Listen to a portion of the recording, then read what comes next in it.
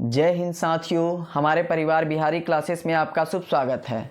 तो आज के हमारे इस वीडियो में आधुनिक भारत के इतिहास के कुछ वैसे चुनिंदे प्रश्नों को देखेंगे जिसको आप एग्जाम में कन्फ्यूजन से गलत करके आ जाते हैं। आप एक्स्ट्रा फैक्ट को ध्यानपूर्वक समझिएगा दोस्तों, तो आने वाले एग्जाम में बहुत अच्छे परफॉर्म कर पाइएगा। तो हम बारी बारी से सभी प्रश्नों को देखते हैं। पहला प्रश्न है, भूदान आंदोलन की शुरुआत किसने किए थे? तो भूदान आंदोलन की शुरुआत विनोबा भावे के द्वारा किया गया। भूदान आंदोलन कहने का मतलब है कि सत्याग्रही कौन थे पहले, तो इसका भी राइट आंसर विनोबा भावे हो जाएगा। पूछा जाता है कि द्वितीय सत्याग्रही, दूसरे सत्याग्रही कौन थे? तो पंडित जवाहरलाल नेहरू थे। याद रखिएगा, भूदान आंदोलन की शुरुआत यह तेलंगाना राज्य के पोचमपल्ली जिले से शुरू हुई थी। कुछ एक्स्ट्रा फैक्ट देख लेते हैं विनोबा भावे के बारे में। तो विनोबा भावे प्रथम ऐसे भारतीय थे जिन्हें रेमन मैग्सेसे पुरस्कार दिया गया था। रेमन मैग्सेसे पुरस्कार क्या है? तो यह एशिया का नोबेल प्राइज कहा जाता है, जो कि फिलीपींस देश के राष्ट्रपति के याद में दिया जाता है। अब प्रथम यह 1958 में विनोबा भावे जी को रेमन मैग्सेसे पुरस्कार दिया गया था। इसकी शुरुआत पूछा जाएगा कब से हुआ था? तो रेमन मैग्सेसे पुरस्कार की शुरुआत 1957 से हुआ था। अगला हम दूसरा प्रश्न की ओर आगे बढ़ते हैं। बंगाल की एशियाटिक सोसाइटी की स्थापना 1784 में हुई थी। इसके प्रवर्तक कौन थे? तो पहला प्रश्न यहाँ बनता है कि बंगाल एशियाटिक सोसाइटी की स्थापना कब हुई थी? तो 1784। इसके प्रवर्तक का नाम था सर विलियम जोन्स। हम याद रखेंगे, सर विलियम जोन्स बंगाल के एशियाटिक सोसाइटी के संस्थापक थे। प्रश्न यह पूछा जाता है कि थियोसॉफिकल सोसाइटी जो कि कब स्थापित किया गया था? थियोसॉफिकल सोसाइटी की स्थापना यह 1875 में किया गया था। इसके ही अध्यक्ष कौन थे? तो इसके ही अध्यक्ष थे एनी बेसेंट। एनी बेसेंट कौन थी? तो जो कि एक आयरिश लेडी थी जो भारत में सर्व करने के लिए आई थी, थियोसॉफिकल सोसाइटी के अध्यक्ष। अगला प्रश्न देखते हैं, भारत का राष्ट्रीय पंचांग किस संवत पर आधारित है? तो भारत का राष्ट्रीय पंचांग जो देश के द्वारा संग्रहित किया गया है यह शक संवत पर आधारित है। शक संवत की शुरुआत कब हुई थी? तो यह 78 या बीडी में हुई थी। याद रखिएगा, हम कुछ फैक्ट याद रखते हैं संवत से। विक्रम संवत की शुरुआत कब हुई थी? तो यह 57 BC में विक्रम संवत की शुरुआत हुई थी। और शक संवत की शुरुआत कब हुई थी? तो 78 या 78 AD में इसकी शुरुआत हुई थी। प्रश्न पूछा जाता है, विक्रम संवत और शक संवत के बीच कितने वर्षों का अंतर है? तो 135 सालों का अंतर है दोस्तों। याद रखिएगा, 78 AD वाला जो शक संवत था यह कुषाण शासक कनिष्क के द्वारा चलाया गया था, जिसकी भारत ने इसे मान्यता दिया है। और इसकी मान्यता कब दिया गया था शक संवत का? तो 1957 में भारत सरकार के द्वारा शक संवत पंचांग को संग्रहित किया गया। अगला प्रश्न देखते हैं दूसरा। साथियों, हमारा यह एक्स्ट्रा फैक्ट वाला कंटेंट और यह इम्पोर्टेंट क्वेश्चन आपको अगर तैयार हो रहा है तो हमारे प्लीज़ इस वीडियो को ज़्यादा से ज़्यादा दोस्तों को शेयर करें और हमारे इस चैनल को सपोर्ट करें। धन्यवाद। अगला प्रश्न देखते हैं, किस गवर्नर के कार्यकाल के दौरान 1921 ईस्वी में कोलकाता में विक्टोरिया मेमोरियल हॉल की स्थापना की गई थी? तो 1921 में विक्टोरिया मेमोरियल की स्थापना की गई थी, यह पहला प्रश्न बनता है। और यह लॉर्ड मिंटो के कार्यकाल में इसकी स्थापना हुई थी। इसे ध्यान रखिएगा, विक्टोरिया मेमोरियल की स्थापना कोलकाता में 1921 में हुआ था। यह लॉर्ड मिंटो के कार्यकाल में शुरू हुआ था। देखते हैं आगे आधुनिक भारत के और कुछ प्रश्नों को। भारत में पहला समाचार पत्र किसने शुरू किया था? तो भारत में पहला समाचार पत्र यह जेम्स अगस्टस हिक्की के द्वारा शुरू किया गया था। ध्यान रखिएगा, जेम्स अगस्टस हिक्की के द्वारा पहला बंगाल गजट इसका पुस्तक का नाम था। बंगाल गजट की शुरुआत जेम्स अगस्टस हिक्की के द्वारा किया गया था। यह पुस्तक किस भाषा का है? तो अंग्रेजी भाषा का है। इसकी शुरुआत कब हुई थी? तो 1789 ईस्वी में। याद रखिएगा, यह एग्जाम में पूछा जाता है। अगला प्रश्न देखते हैं, पोस्ट ऑफिस के लेखक कौन है? तो पोस्ट ऑफिस एक पुस्तक है जिसके लेखक हैं रविंद्रनाथ टैगोर। इन्हें हम गुरुदेव के उपाधि से जानते हैं। और एक पुस्तक याद रखिएगा, सभी को यह नहीं पता है, गोरा पुस्तक जो कि रविंद्रनाथ टैगोर का ही एक उपन्यास है। गीतांजलि तो सभी पता है, सभी को पता है, लेकिन गोरा आप याद रखिएगा, यह रविंद्रनाथ टैगोर का पुस्तक है। और रविंद्रनाथ टैगोर को 1913 ईस्वी में भारत में नहीं बल्कि पूरे एशिया का सबसे पहला नोबेल प्राइज मिला था। किसके क्षेत्र में? तो उपन्यास जो लिखे थे गीतांजलि, उनके लिए दिया गया था। नोबेल पुरस्कार की शुरुआत कब से हुई थी? 1901 ईस्वी से शुरू हुई थी। यह ध्यान रखिएगा दोस्तों। अगला देखते हैं, सैंडलर आयोग का संबंध किससे था? तो सैंडलर आयोग का संबंध था शिक्षा से।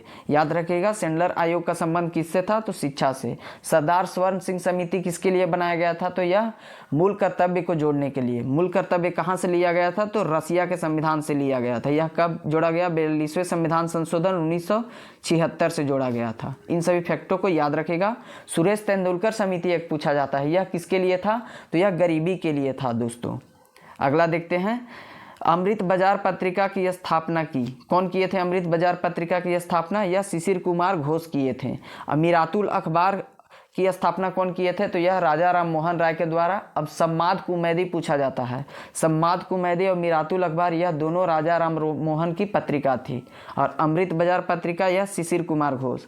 और वंदे मातरम पत्रिका जो कि जिसकी शुरुआत कौन किए थे? मैडम भीखाजी कामा। मैडम भीखाजी कामा कौन थी? तो यह विदेश में पेरिस में सबसे पहले तिरंगा झंडा फहराई थी। अगला प्रश्न देखते हैं, किसने 1858 में बनारस के सेंट्रल हिंदू कॉलेज की स्थापना किया था, जो बाद में हिंदू विश्वविद्यालय के केंद्र बन गया? तो यह एनी बेसेंट के द्वारा ही 1858 में बनारस हिंदू सेंट्रल कॉलेज की स्थापना किया गया था, जो बाद में चल कर के BHU बन गया। और BHU का संस्थापक पूछा जाता है तो मदन मोहन मालवीय थे, जिसकी स्थापना 1916 में किया गया था। यह सभी को याद रखिएगा, एग्जाम में पूछा जाता है दोस्तों। एनी बेसेंट से कुछ याद रखिएगा फैक्ट। पहले कांग्रेस की महिला अध्यक्ष रही थी। कब रही थी? तो यह 1917 में अध्यक्ष बनी थी पहला बार। पहला भारतीय अध्यक्ष पूछा जाएगा तो यह 1925 में कौन बनी थी? सरोजिनी नायडू। और यह अध्यक्षता 1917 में एनी बेसेंट के द्वारा कानपुर में किया जा रहा था। और 1925 का जो सरोजिनी नायडू का अध्यक्षता था, यह किया जा रहा था कहाँ पे? तो कोलकाता में। इन सभी पॉइंट को याद रखेगा, एग्जाम में पूछा जाता है दोस्तों। अगला देखते हैं, भारतीय राष्ट्रीय ध्वज का डिजाइन किसने तैयार किया? तो भारतीय राष्ट्रीय ध्वज का डिजाइन कौन तैयार किए थे? तो मैडम भीखाजी कामा के द्वारा यह तैयार किया गया था। यह कहाँ किया गया था? तो पेरिस में। इस फैक्ट को याद रखिएगा, पेरिस में, जो कि फ्रांस की राजधानी है। मैडम भीखाजी के कामा के द्वारा राष्ट्रीय झंडा का डिजाइन तैयार किया गया था और वहीं लहराया भी गया था पहला बार। विश्व इतिहास की झलक ग्लिम्स ऑफ वर्ल्ड हिस्ट्री पुस्तक के रचयिता कौन है? तो विश्व इतिहास के झलक ग्लिम्स ऑफ वर्ल्ड हिस्ट्री के लेखक कौन है? पंडित जवाहरलाल नेहरू। याद रखिएगा। और भारत की खोज यह पुस्तक लिखे थे पंडित जवाहरलाल नेहरू। इन सभी को याद रखिएगा दोस्तों। अब गीता रहस्य पुस्तक किनका है? तो यह बाल गंगाधर तिलक का पुस्तक है। अगला है, 27 दिसंबर 1911 में पहली बार जन गण मन गाया गया। जन गण मन हमारे देश का राष्ट्रगान है, जो कि यह कोलकाता के अधिवेशन में 1911 में गाया गया था, जिसकी अध्यक्षता कौन कर रहे थे? पंडित विशन नारायण धर। याद रखेगा, कोलकाता अधिवेशन 1911 कौन कर रहे थे? तो पंडित विशन नारायण धर। उसमें ही पहला बार जन गण मन गाया गया था। अगला प्रश्न की ओर आगे देखते हैं, इंडियन अनरेस्ट के लेखक कौन है? तो इंडियन अनरेस्ट के लेखक है वेलेंटाइन सिरोल। और वेलेंटाइन सिरोल ही इंडियन अनरेस्ट पुस्तक में चर्चा किए थे कि भारतीय अशांति के जनक कौन है? तो बाल गंगाधर तिलक हैं। तो भारतीय अशांति के जनक बाल गंगाधर तिलक को उपाधि कौन दिए हैं? तो वेलेंटाइन सिरोल के द्वारा दिया गया है। अगला प्रश्न, किस एक्ट के द्वारा भारत के गवर्नर जनरल का अध्यादेश जारी करने की शक्ति प्रदान किया गया? भारत का जो गवर्नर जनरल चुना जाता था, उसको अध्यादेश जारी करने की शक्ति किस एक्ट के दिया गया? तो इंडिया काउंसिल एक्ट 1861 एक्ट के तहत उन्हें अध्यादेश जारी की शक्ति दिया गया। कुछ और याद रखिएगा, जो ईस्ट इंडिया कंपनी था उसे एकाधिकार चाय और चीनी से के अलावे सभी से समाप्त कर दिया गया। यह कब किया गया था? तो 1813 के इंडिया एक्ट के द्वारा। उसके 20 साल बाद 1833 का एक्ट होता है, उसमें पूरी तरह से ईस्ट इंडिया कंपनी का एकाधिकार सभी व्यापार से समाप्त कर दिया जाता है। यानी कि एकाधिकार समाप्त करने का मतलब है कि ईस्ट इंडिया कंपनी के अलावे भी और कई कंपनियां भी आकर के भारत में अपना व्यापार कर सकते हैं। अगला प्रश्न की ओर आगे बढ़ते हैं, guilty man of India's partition पुस्तक के लेखक कौन है? तो गिल्टी मैन ऑफ इंडियाज पुस्तक के लेखक कौन है? राम मनोहर लोहिया। अगला प्रश्न देखते हैं, निम्नलिखित में से किसने सोम प्रकाश नामक समाचार पत्र का शुरुआत किए थे? तो सोम प्रकाश नामक समाचार पत्र ईश्वर चंद विद्यासागर के द्वारा शुरू किया गया था। ध्यान रखिएगा, ईश्वर चंद विद्यासागर सोम प्रकाश नामक समाचार पत्र लिखे थे। यह प्रश्न कई बार एग्जाम में पूछा गया है। अगला प्रश्न की ओर आगे देखते हैं। गोल्डन थ्रोशोल्ड नामक कविता संग्रह की रचयिता निम्नलिखित में से कौन है? तो गोल्डन थ्रोशोल्ड यह सरोजिनी नायडू द्वारा लिखा गया एक कविता है। यह पत्रिका था गोल्डन थ्रोशोल्ड सरोजिनी नायडू के द्वारा। सरोजिनी नायडू को क्या कहते हैं? तो यह भारत का कोकिला कहते हैं। अगर प्रश्न पूछा जाएगा स्वर कोकिला के नाम से किन्हें जाना जाता है, तो लता मंगेशकर जी को। तो लता दीदी को 2001 ईस्वी में भारत का सर्वोच्च सम्मान भारत रत्न प्रदान किया गया था। सरोजिनी नायडू से कुछ फैक्ट याद रखेगा। यह 1925 में पहली बार भारतीय महिला थी जो अध्यक्षता कांग्रेस के किए थे, और प्रथम महिला जो कि गवर्नर बनी थी वे थी सरोजिनी नायडू। अगर पूछा जाएगा सुचेता कृपलानी प्रथम सीएम बनने वाली महिला थी। और कुछ फैक्ट याद रखिएगा। आगे देखते हैं प्रश्न दोस्तों। भारत के प्रमुख 3 विश्वविद्यालय कोलकाता, मद्रास और बम्बई की स्थापना किस वर्ष हुई? विश्वविद्यालय की बात किया जा रहा है, ना कि यहाँ पे हाईकोर्ट की। विश्वविद्यालय कोलकाता, मद्रास और बम्बई में 1857 में खोला गया था। और वहीं अगर हाईकोर्ट की बात करेगा तो 1861 में तीनों जगह पे हाईकोर्ट की स्थापना हुई थी। और यह 1774 ईस्वी में, याद रखिएगा, 1774 ईस्वी में कोलकाता में सुप्रीम कोर्ट की स्थापना किए गए थे, जिसके प्रथम जज कौन थे? तो सर एलिजा इम्पे। अगला देखते हैं। किस वर्ष राष्ट्रीय गीत वंदे मातरम गाया गया था? तो कांग्रेस का अधिवेशन हो रहा था 1896 में, कहाँ? कोलकाता में। तो इसकी अध्यक्षता कर रहे थे रहीमतुल्ला सयानी, जिसमें भारत का राष्ट्रीय गीत वंदे मातरम गाया गया था। वंदे मातरम यह बंकिम चंद्र द्वारा, यह उनकी पुस्तक से लिया गया है, आनंद मठ के द्वारा। अगला प्रश्न देखते हैं। निम्नलिखित अंग्रेज शासकों में समाचार पत्रों से प्रतिबंध हटाने का श्रेय किसे जाना जाता है? तो समाचार पत्रों का मुक्तिदाता किन्हें कहा जाता है? प्रेस का मुक्तिदाता चार्ल्स मेटकॉफ को कहा जाता है। याद रखिएगा, चार्ल्स मेटकॉफ समाचार पत्रों से प्रतिबंध हटाए थे। अगला प्रश्न देखते हैं। उपन्यास दुर्गेश नंदिनी के लेखक कौन हैं? तो दुर्गेश नंदिनी के लेखक हैं बंकिम चंद्र चटर्जी। और बंकिम चंद्र चटर्जी का एक और उपन्यास है आनंद मठ, वहीं से वंदे मातरम लिया गया है। किस वर्ष उड़ीसा बिहार से पृथक हुआ था? तो उड़ीसा बिहार से अलग हुआ था 1 अप्रैल 1936 में। हम इतिहास, बिहार, उड़ीसा और पश्चिम बंगाल के कुछ इतिहास फैक्ट को याद रखेंगे। 22 मार्च 1912 में 22 मार्च 1912 में उड़ीसा सहित पूरे बिहार को बंगाल से अलग किया गया था। और 1 अप्रैल 1936 को यह बिहार और उड़ीसा का पृथकीकरण हुआ, इसलिए उड़ीसा का उत्कल दिवस 1 अप्रैल को मनाते हैं। अगला प्रश्न देखते हैं। 1878 का वर्नाकुलर प्रेस एक्ट किसके द्वारा रद्द किया गया? तो याद रखिएगा, 1878 में वर्नाकुलर प्रेस एक्ट लाया गया था। यह किसके कार्यकाल में? तो लॉर्ड लिटन उस समय भारत के वायसराय थे, यानी गवर्नर जनरल जो भी थे उस टाइम पे, तो वे लॉर्ड लिटन लाए थे। और इसको समाप्त किया गया था 1882 ईस्वी में लॉर्ड रिपन के द्वारा। तो याद रखिएगा, यह प्रेस एक्ट रद्द कब किया गया? तो लॉर्ड रिपन के द्वारा 1882 में। और लाया किसके द्वारा गया था? तो लॉर्ड यह लिटन के द्वारा 1878 में। अगला देखते हैं। अमेरिका में फ्री हिंदुस्तान अखबार किसने शुरू किया? तो अमेरिका में फ्री हिंदुस्तान नामक अखबार तारकनाथ दास के द्वारा शुरू किया गया था।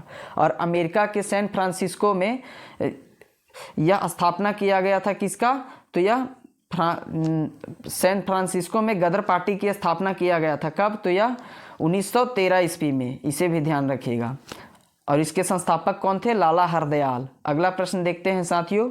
मुंबई, मद्रास और कोलकाता में उच्च न्यायालय की स्थापना कब हुई थी? तो हमने अभी पढ़ा 1861 में हाई कोर्ट बना था। कहाँ कहाँ? मुंबई, मद्रास और कोलकाता के प्रेसिडेंसी में।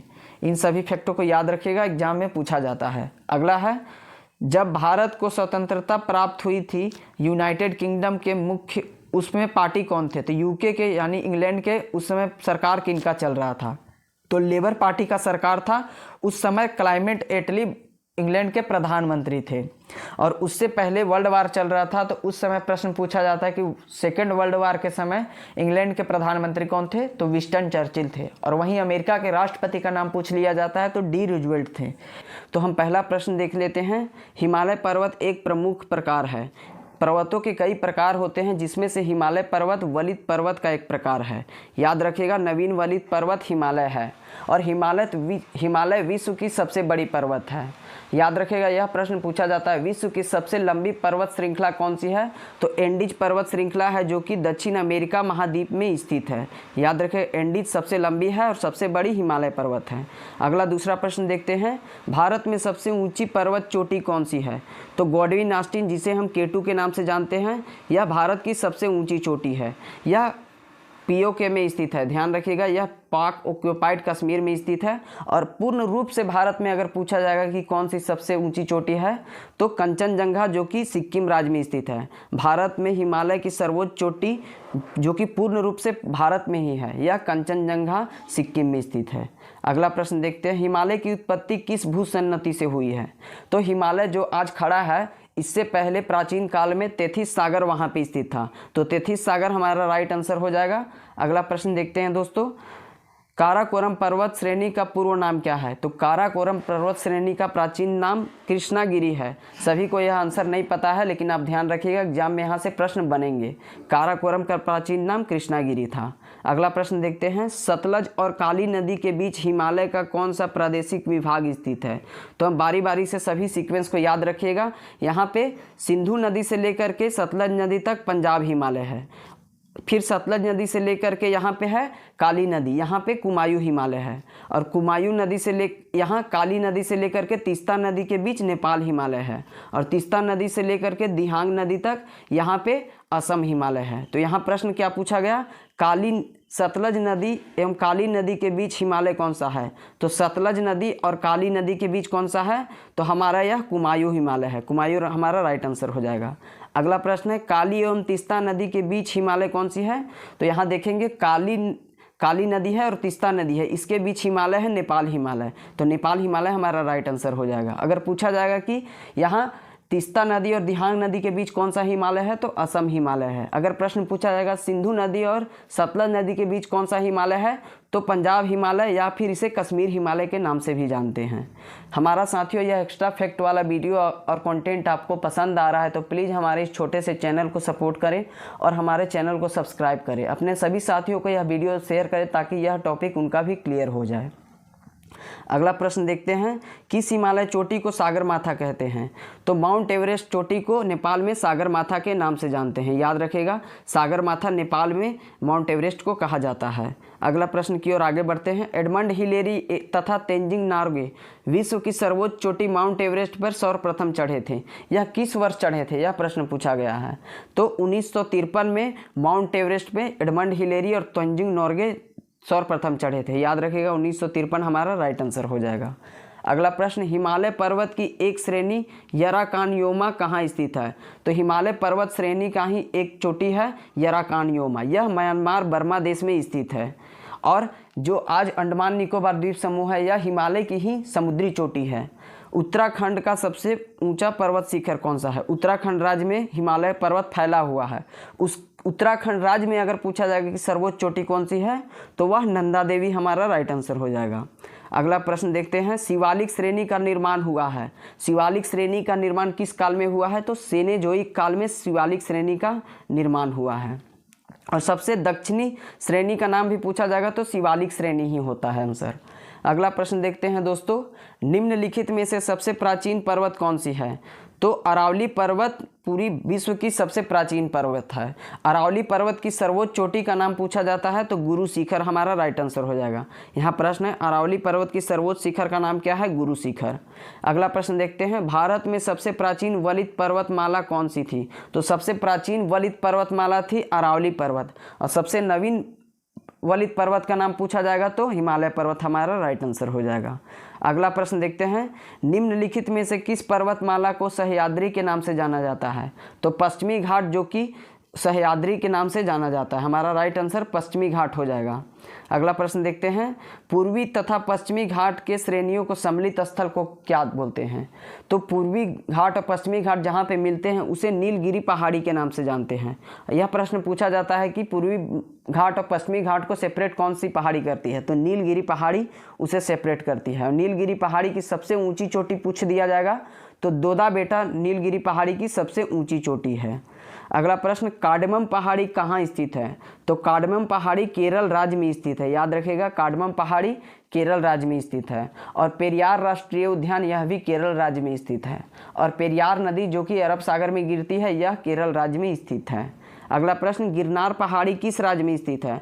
तो बिहार राज्य में गिरनार की पहाड़ी स्थित है। यह सभी को याद रखिएगा, एग्जाम में पूछा जाता है। अगला प्रश्न देखते हैं, भारत एवं म्यांमार के बीच सीमा निर्धारण कौन सी 3 पर्वत करते हैं? तो भारत और म्यांमार के बीच खासी पर्वत, पटकाई बुम पहाड़ी और यानाकानयोमा पहाड़ी, यह तीनों पर्वत भारत और म्यांमार के बीच बॉर्डर बनाती है। अगला देखते हैं प्रश्न, छोटा नागपुर पठार की सर्वोच्च चोटी का नाम क्या है? तो पारसनाथ, यह छोटा नागपुर का सबसे ऊंची चोटी का नाम है। पारसनाथ पहाड़ी झारखंड राज्य में स्थित है। पाट भूमि पाई जाती है? तो पाट भूमि छोटा नागपुर के पठार में पाई जाती है। अगला प्रश्न, नागालैंड के पर्वत क्रमशः बंजर हो जाते हैं, इसका प्रमुख कारण क्या है?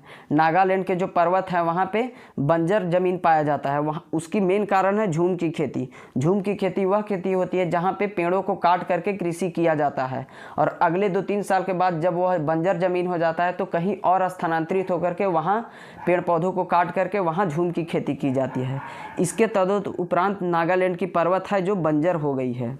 अगला प्रश्न देखते हैं, कोडाईकनाल किस पर्वत श्रृंखला पर स्थित है? तो पलानी की पहाड़ी पे कोडाईकनाल पर्वत श्रृंखला स्थित है। हमारा राइट आंसर पलानी की पहाड़ी हो जाएगा।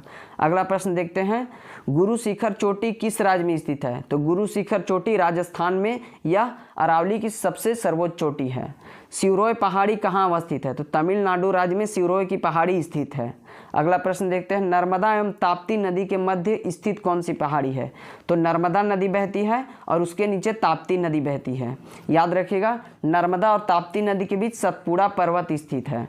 अगला देखते हैं, अंडमान निकोबार द्वीप समूह में सबसे अधिक ऊंचाई वाली चोटी कौन सी है? तो सैंडल पीक जो कि अंडमान निकोबार की सबसे ऊंची चोटी का नाम है। याद रखिएगा, बैरन द्वीप एकमात्र सक्रिय ज्वालामुखी है जो कि अंडमान निकोबार द्वीप समूह में स्थित है। विश्व के प्रमुख मरुस्थल इंपॉर्टेंट डेजर्ट ऑफ वर्ल्ड को कवर करेंगे। साथियों, आपको काफ़ी आसान लैंग्वेज में कंप्लीट थ्योरी सहित टॉप 25 प्रीवियस ईयर एग्जाम में पूछे गए प्रश्न करवाए जाएंगे। आपको उम्मीद दिलाता हूं कि इस वीडियो को देखने के बाद आपको कोई और वीडियो देखनी नहीं पड़ेगी। हम जल्दी से इस वीडियो को प्रारंभ करते हैं। पहला प्रश्न, टकला मकान मरुस्थल किस देश में स्थित है? पिक्चर में आप यहाँ टकला मकान मरुस्थल को देख सकते हैं, यह चाइना में स्थित है। पूछा गया प्रश्न एग्जाम में, टकला मकान मरुस्थल ध्यान रखिएगा चीन में स्थित है। अगला दूसरा प्रश्न, कालाहारी मरुस्थल किस देश में स्थित है? तो यहाँ पे आप पिक्चर के माध्यम से कालाहारी मरुस्थल को देख रहे हैं, तो कालाहारी मरुस्थल यह बोत्सवाना देश में स्थित है। ध्यान रखिएगा, कालाहारी मरुस्थल कहाँ है? तो बोत्सवाना हमारा राइट आंसर हो जाएगा। अगला तीसरा प्रश्न देखते हैं दोस्तों, रब अल खाली मरुस्थल यह कहाँ स्थित है? तो सऊदी अरब में यह मरुस्थल स्थित है। रब अल खाली उच्चारण से ही अरबिक लैंग्वेज पता चल रहा है, तो इस कीवर्ड के द्वारा आप याद रखिएगा, रब अल खाली मरुस्थल सऊदी अरब का एक मरुस्थल है। अगला एक प्रश्न देखते हैं, दस्ते कबीर मरुस्थल निम्नलिखित में से किस देश में स्थित है? तो दस्ते कबीर और दस्ते लूत यह ईरान का मरुस्थल है। दस्ते कबीर और दस्ते लूत यह एनटीपीसी और ग्रुप डी में कई एक बार पूछा गया प्रश्न है साथियों, इसलिए आप दस्ते कबीर को याद रखिएगा। यहाँ पिक्चर के माध्यम से इस मरुस्थल को आप बिल्कुल देख सकते हैं। अगला आगे बढ़ते हैं, कुछ थ्योरी सेशन देख लेते हैं। साथियों, खंडहरों का स्थान एवं मृत्यु का सागर किस मरुस्थल को कहते हैं? तो टकला मकान मरुस्थल है जो चाइना में, इसे खंडहरों का स्थान और मृत्यु का सागर के नाम से जानते हैं। एग्जाम में पूछा गया प्रश्न है। 2 कुबड़ वाले बैक्टीरियन ऊँट किस मरुस्थल में पाए जाते हैं? तो 2 कुबड़ वाले बैक्टीरियन ऊँट यह गोबी मरुस्थल में पाए जाते हैं। याद रखिएगा, यह मंगोलिया देश में स्थित है गोबी मरुस्थल, जो कि यह शीत ठंडा मरुस्थल है। अगला एक प्रश्न देखते हैं, सहारा मरुस्थल कुल 11 देशों में फैला हुआ है। विश्व का सबसे बड़ा मरुस्थल है सहारा मरुस्थल, जो कि अफ्रीका महाद्वीप में पाया जाता है, जो कि 11 देशों में इसका पूरी तरह से विस्तार है। अगला एक प्रश्न देखते हैं, ग्रेट बेसिन मरुस्थल अमेरिका का सबसे बड़ा मरुस्थल है। अमेरिका का सबसे बड़ा मरुस्थल का नाम क्या है? तो ग्रेट बेसिन मरुस्थल। याद रखिएगा, ग्रेट बेसिन मरुस्थल यह अमेरिका में स्थित है। अगला एक देखते हैं, मोजेव मरुस्थल अमेरिका में स्थित है। यह प्रश्न भी पूछा गया है, मोजेव मरुस्थल किस महाद्वीप में है? तो उत्तरी अमेरिका में, अमेरिका महादेश अमेरिका देश में स्थित है। साथियों, हमारा यह पिक्चर के माध्यम से समझाने का तरीका, ऑब्जेक्टिव प्रश्न और थ्योरी के माध्यम से समझाने का तरीका अगर आपको बेहतर लग रहा है तो प्लीज़ हमारे इस छोटे से चैनल को सपोर्ट करें और अपने सभी साथियों को यह वीडियो शेयर करें ताकि उनका भी यह टॉपिक क्लियर हो जाए। अगला एक प्रश्न देखते हैं, आटाकामा मरुस्थल। सबसे पहले याद रखिएगा आटाकामा मरुस्थल है कहाँ, तो यह दक्षिणी अमेरिका महाद्वीप का एक देश है चिली, वहाँ पे आटाकामा मरुस्थल स्थित है। यह दुनिया का सबसे शुष्क मरुस्थल है। याद रखिएगा दुनिया का सबसे शुष्कतम मरुस्थल का नाम पूछा जाएगा तो आटाकामा मरुस्थल हमारा राइट आंसर हो जाएगा। यह सीपीओ के एग्जाम में पूछा गया प्रश्न है। अगला एक प्रश्न देखते हैं, ग्रेट सैंडी, सिम्पसन, गिम्पसन और ग्रेट विक्टोरियन मरुस्थल ऑस्ट्रेलिया महाद्वीप में स्थित है। याद रखेगा ऑस्ट्रेलिया देश में ये 4 मरुस्थल एग्जाम में पूछा जाता है, ग्रेट सैंडी, सिम्पसन, गिम्पसन और ग्रेट विक्टोरिया। याद रखेगा विक्टोरिया अगर झील पूछा जाएगा तो यह अफ्रीका महादेश में है, लेकिन ग्रेट विक्टोरिया मरुस्थल ऑस्ट्रेलिया महाद्वीप में है। यह सभी को आप एक बार रिकवर कर लीजिएगा। आगे देखते हैं दोस्तों कुछ ऑब्जेक्टिव और प्रश्नों को। निम्नलिखित में से कौन विश्व का सबसे बड़ा मरुस्थल है, तो हमने अभी देखा सहारा मरुस्थल जो कि अफ्रीका में स्थित है। विश्व का सबसे बड़ा मरुस्थल सहारा है, यह गर्म मरुस्थल है। अगला एक प्रश्न देखते हैं, दक्षिण एशिया का सबसे बड़ा मरुस्थल। दक्षिण एशिया में सबसे बड़ा मरुस्थल कौन सा है, तो थार मरुस्थल है जिसका विस्तार भारत और पाकिस्तान में स्थित है। अगला देखते हैं, गोबी मरुस्थल किस देश में स्थित है, तो मंगोलिया में। याद रखिएगा गोबी मरुस्थल यह कोल्ड डेजर्ट है। अगला एक प्रश्न देखिएगा ध्यान, नूबियन मरुस्थल कहाँ स्थित है, तो सूडान देश में नूबियन मरुस्थल है। यह बचा हुआ प्रश्न है लेकिन आप याद रखिएगा एग्जाम में पूछा जा सकता है। नूबियन मरुस्थल सूडान देश में स्थित है दोस्तों। अगला एक प्रश्न देख लेते हैं, नेक्स्ट प्रश्न, विश्व का सबसे बड़ा शीत मरुस्थल पूछा जाएगा। सबसे बड़ा अगर ऑप्शन में दिया रहेगा अंटार्कटिका तो वह हमारा राइट आंसर हो जाएगा, लेकिन अक्सर दिया रहता है गोबी मरुस्थल विश्व का सबसे बड़ा शीत मरुस्थल है। अगला प्रश्न देखते हैं, विश्व में सबसे सूक्ष्मतम मरुस्थल। हमने अभी पढ़ा आटाकामा मरुस्थल विश्व का सबसे सूक्ष्मतम मरुस्थल है। और विश्व का मरुस्थल विहीन महाद्वीप पूछा जाता है प्रश्न। ऐसा कौन सा 7 महाद्वीप में से एक कौन सा महाद्वीप है जहाँ पे मरुस्थल पाया ही नहीं जाता है, तो यह यूरोप महाद्वीप है जहाँ मरुस्थल डेजर्ट नहीं पाया जाता है। नेक्स्ट प्रश्न, कालाहारी रेगिस्तान कहाँ स्थित है, तो दक्षिण पश्चिम अफ्रीका में। दक्षिण पश्चिम अफ्रीका का जो पार्ट है वहाँ पे कालाहारी मरुस्थल पूरी तरह से फैला हुआ है। नेक्स्ट प्रश्न, कुछ इंपॉर्टेंट पॉइंट को देख लेते हैं जो एग्जाम में अक्सर पूछ लिया जाता है, वन लाइनर प्रश्न है।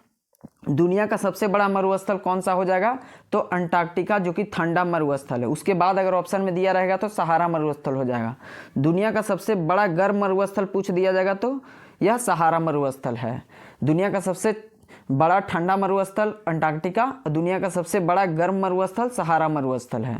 अगला एक, सबसे शुष्क मरुस्थल कौन सा है, तो आटाकामा चिली का मरुस्थल है जो कि विश्व का सबसे शुष्कतम मरुस्थल है। अगला एक प्रश्न, दक्षिण एशिया का सबसे बड़ा मरुस्थल कौन सा है, तो दक्षिण एशिया का हमने अभी पढ़ा थार मरुस्थल जो कि दक्षिण एशिया का सबसे बड़ा मरुस्थल है, जो कि भारत पाकिस्तान में थार मरुस्थल के भाग को क्या कहते हैं, तो चोलिस्तान कहते हैं। इस प्रश्न को भी आप याद रखिएगा। सबसे ज़्यादा जनसंख्या घनत्व वाला मरुस्थल कौन सा है, तो सबसे ज़्यादा डेंसिटी किस मरुस्थल में पाया जाता है जनसंख्या का, तो थार मरुस्थल भारत और पाकिस्तान में ही।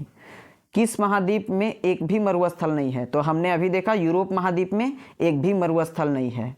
और सभी महाद्वीपों के पश्चिमी दिशा में ही अक्सर पाया जाता है क्या, तो सभी मरुस्थल पश्चिमी दिशा में ही महाद्वीपों के पाया जाता है। अगला प्रश्न देखते हैं, विश्व के शीत मरुस्थल को अन्य किस नाम से जाना जाता है, तो टुंड्रा मरुस्थल के नाम से शीत मरुस्थल को जानते हैं। यह प्रश्न पूछा जाता है। महाद्वीपों के समांतर किस भाग में मरुस्थल की उपस्थिति पाई जाती है, अभी हमने देखा पश्चिमी भागों में महाद्वीपों के पश्चिमी दिशा में मरुस्थल की उपस्थिति अक्सर पाई जाती है। पृथ्वी के पृष्ठ पर कितने भाग पर रेगिस्तान फैला हुआ है, मतलब पूरे पृथ्वी के कितने भाग पे रेगिस्तान है, तो 5वें भाग पे 1/5 में यह पूरी तरह से रेगिस्तान पूरे पृथ्वी का फैला हुआ है। नेक्स्ट प्रश्न देखते हैं, भारतीय मरुस्थल को क्या कहते हैं, तो थार मरुस्थल भारतीय मरुस्थल के यह रेगिस्तान राजस्थान में फैला हुआ है। अगला देखते हैं कुछ थ्योरी। वह स्थान जहाँ पर वार्षिक औसत वर्षा 25 सेंटीमीटर से भी कम होता है उसे हम क्या कहते हैं? तो उसे रेगिस्तान कहते हैं। रेगिस्तान कहाँ पाया जाएगा? जहाँ 25 सेंटीमीटर से भी कम वार्षिक औसत वर्षा पाया जाएगा। अगला देखते हैं, रेगिस्तान मुख्यतः दो प्रकार के होता है। हमने अभी देखा गर्म रेगिस्तान और ठंडा रेगिस्तान। अगला पॉइंट देखते हैं, रेगिस्तान में पाई जाने वाले पौधे को क्या कहते हैं? तो जीरोफाइटा रेगिस्तान में पाए जाने वाले पौधे को कहते हैं और इसकी पत्तियां या आकार बदल लेता है, कांटा हो जाता है। तो याद रखिएगा, कंटीले पौधे जीरोफाइटा के पौधे हैं, जैसे कैक्टस, नागफनी। अगला प्रश्न देखते हैं, पाकिस्तान में थार मरुस्थल को चोलिस्तान कहते हैं। ध्यान रखिएगा, पाकिस्तान में थार मरुस्थल को चोलिस्तान के नाम से जाना जाता है। यह एनटीपीसी में प्रश्न पूछा गया है। अगला एक प्रश्न देखते हैं, नेक्स्ट, निम्नलिखित में से कौन विश्व का सबसे बड़ा मरुस्थल है? तो हमने अभी देखा सहारा मरुस्थल। दक्षिण एशिया का सबसे बड़ा मरुस्थल कौन सा है? तो थार मरुस्थल। गोबी मरुस्थल किस देश में स्थित है? तो यह मंगोलिया में। ध्यान रखिएगा, गोबी मरुस्थल चीन और मंगोलिया में स्थित है, लेकिन अधिकांश भाग गोबी मरुस्थल का मंगोलिया में है। नूबियन मरुस्थल कहाँ स्थित है? तो सूडान में। इसे भी ध्यान रखिएगा। अगला एक प्रश्न देखते हैं, सहारा मरुस्थल किस महाद्वीप में है? तो हमने अभी जाना अफ्रीका महाद्वीप में सहारा मरुस्थल, जो कि विश्व का सबसे बड़ा गर्म मरुस्थल है। अटाकामा मरुस्थल यह चिली में है। निम्नलिखित में से कौन सा एक विश्व का सबसे बड़ा शीतोष्ण मरुस्थल है? तो टकला-मकान मरुस्थल, जो कि विश्व का सबसे बड़ा शीतोष्ण मरुस्थल है। साथियों, यही सब प्रश्न हैं जो एग्जाम में पूछे जाते हैं। कुछ इंपॉर्टेंट हम रिवीजन कर लेते हैं, ठंडे मरुस्थल को और गर्म मरुस्थल को। देखते हैं सबसे पहले ठंडे मरुस्थल कौन कौन से हैं। एग्जाम्पल में पूछ दिया जाता है निम्नलिखित में से कौन से ठंडे मरुस्थल हैं, तो उसमें एक गर्म मरुस्थल दिया रहता है, तो उसे एलिमिनेट करना पड़ेगा आपको। तो देखते हैं ठंडे मरुस्थल कौन कौन से हैं। तो अंटार्कटिका मरुस्थल ठंडे मरुस्थल है। अंटार्कटिका नाम से ही पता चल रहा है कि ठंडा मरुस्थल हो सकता है। गोबी मरुस्थल यह भी ठंडा मरुस्थल है। ग्रेट बेसिन मरुस्थल यह ठंडा मरुस्थल है। मोजावे, जो कि अमेरिका देश का यह मरुस्थल है, यह ठंडा रेगिस्तान है। पेंटागोनिया डेजर्ट, जो कि यह कोल्ड डेजर्ट का एक उदाहरण है। तो ध्यान रखिएगा, अंटार्कटिका मरुस्थल, गोबी मरुस्थल, ग्रेट बेसिन मरुस्थल, मोजावे मरुस्थल, पेंटागोनिया डेजर्ट, यह सभी कोल्ड डेजर्ट के उदाहरण हैं। अब हम बारी बारी से गर्म मरुस्थल को देखते हैं।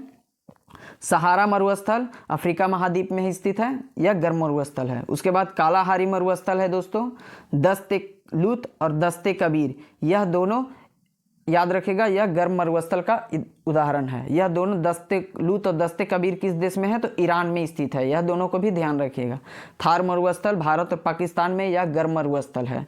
तकला मकान मरुस्थल यह गर्म मरुस्थल है। यह दोनों में आप बिल्कुल कंफ्यूज नहीं होइएगा। तकला मकान मरुस्थल गर्म है और जबकि गोबी मरुस्थल यह ठंडे मरुस्थल हैं। अगला देखते हैं, सैंडी गिब्सन और great Victoria. Sandy Gibson, Simpson और ग्रेट विक्टोरिया, यह सभी मरुस्थल कौन से हैं? तो ये सभी गर्म मरुस्थल के उदाहरण हैं। यह ऑस्ट्रेलिया के जितने भी मरुस्थल हैं वो सभी गर्म के हैं। साथियों, ये हमारा यहाँ पे कुछ और प्रश्न देख लेते हैं। अल गेजीरा रेगिस्तान किस देश में स्थित है? तो याद रखिएगा, अल गेजीरा रेगिस्तान यह सूडान देश में स्थित है। सोनोरान मरुस्थल किस देश में स्थित है? तो मेक्सिको में सोनोरान मरुस्थल स्थित है।